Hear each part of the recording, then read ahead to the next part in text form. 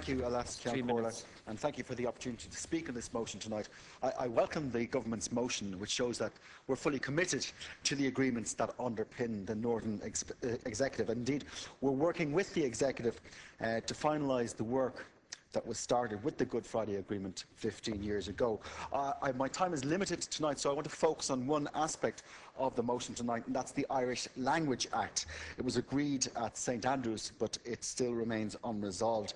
As the House might be aware, before Deputy McHugh was the chairman of the Good Friday Agreement Implementation Committee, I was fortunate to chair that role, and while there I visited Belfast with the other committee members, and we visited a cross-community centre in Belfast, the Cultureland Centre on the Falls Road. And Cultureland is a culture and arts centre which contains restaurants, theatres, a gallery as well, and a bookshop, and it caters for matters concerning the Irish language. The name of the centre represents both communities in Belfast, and the centre itself has no political affiliation at all, but it was started through local grassroots advocacy, and the centre is there to promote Irish language, and it sits in the middle of a flourishing area of the Gaeltacht. People come in from around the local streets and socialise in the centre and use it to improve their Irish language. And it's the type of cross-community centre that would benefit from greater recognition through an Irish Language Act. There has been some positive movements in relation to the Irish Language Act over the last few years.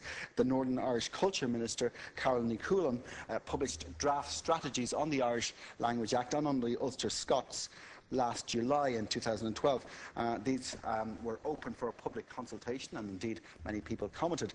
And I would like to also pay tribute to the work that the Minister is doing in relation to the LIFA 2015 project. It's a project to try to encourage 5,000 people from across the north, from all walks of life, to take up the Irish language and to become fluent by 2015. And like any good minister, Minister Ní Chualann is leading from the front and is becoming fluent herself in Irish, and I follow her tweets on the subject on a daily basis.